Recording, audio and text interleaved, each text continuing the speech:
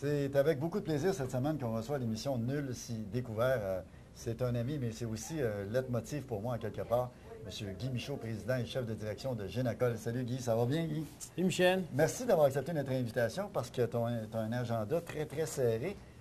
Et si on y allait avec la bio, Guy, de Génacol, qui a maintenant 11 ans, dans sa 11e année, Oui. qui est dans plus de 40 pays à travers le monde, c'est incroyable. Si on y allait avec la bio, comment ça a commencé, Génacol? Bien, Génacol, ça a commencé par un malaise. À l'âge de 35 ans, je me fais dire que je porte des orthèses aux deux genoux. Je dois porter des orthèses aux deux genoux. Le médecin de l'époque m'avait dit, si je ne te fais pas des orthèses, ben tu as les genoux à peu près comme Bobby Orr. À l'époque, le fameux Bobby Orr. À l'époque, il a dû prendre sa retraite. Alors, tu sais, dire ça à 35 ans, ça change une vie. Et puis, à un moment donné, un de mes amis m'a offert un produit qui contenait une protéine vraiment spéciale qu'on appelle le collagène. Le collagène, c'est la protéine structurelle la plus abondante du corps. Okay. Bon, à l'époque, moi, je ne savais pas du tout c'était quoi, là, mais en l'espace de très peu de temps, en prenant ce produit-là, je me suis libéré de mes orthèses. Et ça fait 15 ans de ça. Ça fait que je suis devenu très sensible. Oui, très sensible à ce produit-là. Et j'ai fait des recherches jusqu'en 2000 où j'ai rencontré un laboratoire biotechnologique qui m'a offert de créer un produit à base de collagène qu'on a appelé Génacol. Génacol, ça veut dire collagène à l'envers. Okay. Et puis, on a mis ça, on a commencé il y a 11 ans. On a commencé par, justement, on était à la moisson. La moisson a été un de nos premiers clients. Un des premiers à vous faire confiance. Un de nos 5 premiers clients dans l'histoire de... Ceux-là, on ne les oublie pas, Guy. Hein? Oui, Ceux-là, on les oublie pas. Les gens très bel endroit. Et puis, au fur et à mesure. Au fur et à mesure, on a commencé à aller dans les pharmacies. Puis, récemment, on vient de signer des grosses ententes avec Shoppers Drug Mart à travers tout le Canada. 1100 pharmacies, Walmart. Et puis, là, on commence à être vraiment toute une pénétration dans le reste du Canada.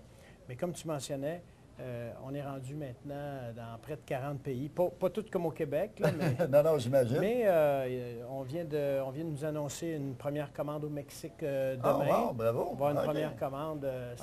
Mais c'est long, l'enregistrement des produits. Puis le marketing n'a pas été évident non plus dans ces pays-là, parce que là, tu m'amènes à parler de Planète Inc., parce que Dieu sait que toi, tu t'impliques et que tu as une vision que peut-être pas tous les gens d'affaires ont. Ils sont pas là justement de Planète Inc., puis... Oui, je suis content que tu appelles ça Planet Inc. parce que c'est effectivement le cas. La Terre est rendue une grande entreprise.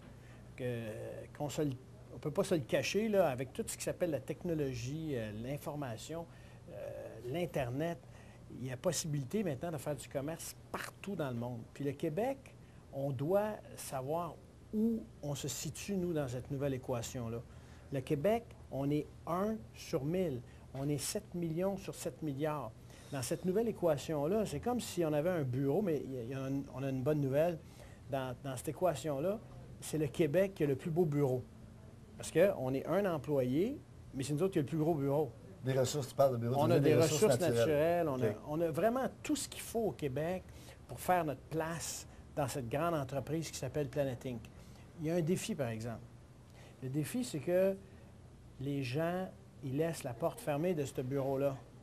Le bureau, là, qui est tout ce bel espace qu'on a pour faire du commerce, si on barre la porte puis que les gens viennent nous voir et disent « Hey, le Québec, on voudrait faire du commerce avec vous », puis on dit « Ah, non, vous ne viendrez pas chez nous, Moi, ça me met hors de moi parce que je me dis, il faut s'ouvrir au monde. Les entreprises québécoises doivent constamment s'ouvrir sur le monde. On va parler de la Chine, par exemple.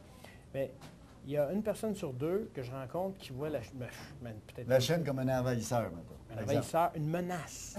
La Chine, c'est une menace. Non, ce n'est pas une menace. C'est la plus grande opportunité de l'histoire de l'humanité. C'est pas compliqué, la Chine. 1,3 milliard de personnes qui veulent acheter vos produits. Puis on dit « Ah non, on n'ira pas en Chine, Alors, je suis un grand... En tout cas, j'essaie d'être un bon ambassadeur de tout ce qui s'appelle le commerce international. Et il faut juste se poser la question. Il va arriver que des pays comme nos voisins du Sud, puis je ne fais pas de politique en disant ça, mais j'assume ce que je veux dire. Nos voisins du Sud, un seul président, 2 mandats, prend une économie la plus florissante de la planète à une économie fragile et en péril. En 8 ans, là. Tu sais, ce même gars-là, quand Clinton a remis les clés du pays À Bush. à Bush. Il a dit, je te remets un pays en très bonne condition financière. Puis Il l'a 8 ans scrappé. plus tard, 10 ans plus tard, ils sont 13 000 milliards de dettes. Et veut pas, d'ici 5 ans, la Chine va devenir la puissance mondiale. Oui. Mais c'est pas juste la Chine, Guy Michaud et Génacol. C'est l'ouverture aussi dans bien d'autres pays. Tu as parlé du Mexique. Vous êtes aussi en Afrique du Sud. Vous êtes partout. Tu vas, tu as été en mission avec Jean Charest en Chine. Tu t'en vas au Brésil. Donc, c'est partout, là. Oui.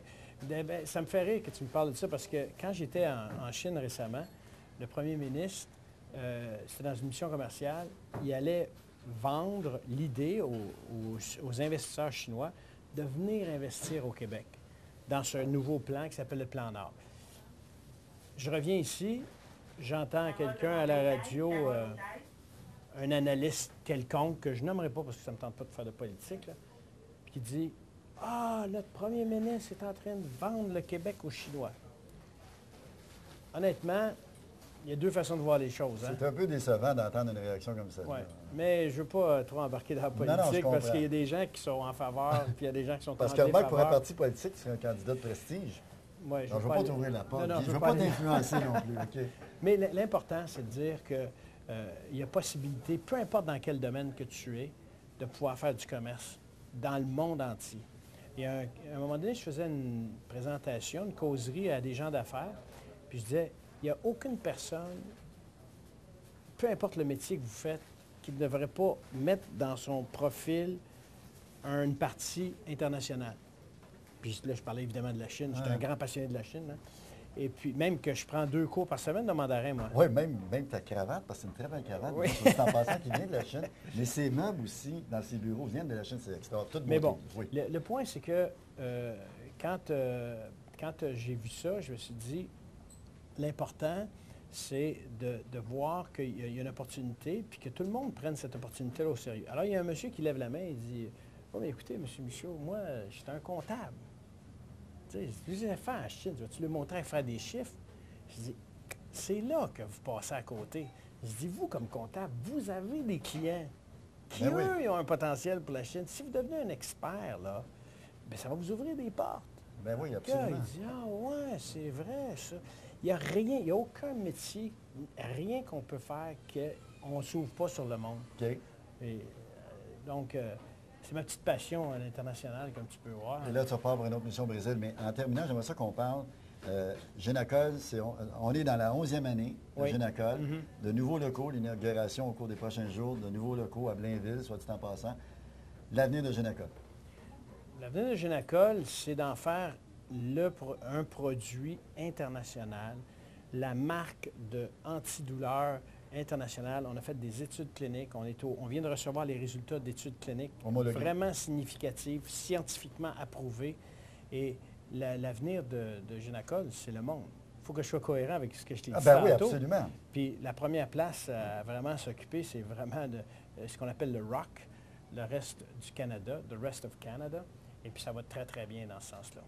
Guy Michaud, merci beaucoup d'avoir Merci. pris la peine d'être venu Merci, nous Michel. voir. Puis, écoute, vous Hey, dis, je t'invite mesdames à et l'Armada, messieurs, là, hein? il est mon leitmotiv, il est ma source de motivation. Je suis tellement content de discuter de Génacol parce que j'ai été témoin privilégié de cette ascension formidable. Et j'espère qu'il y a d'autres entreprises également qui vont emboîter le pas.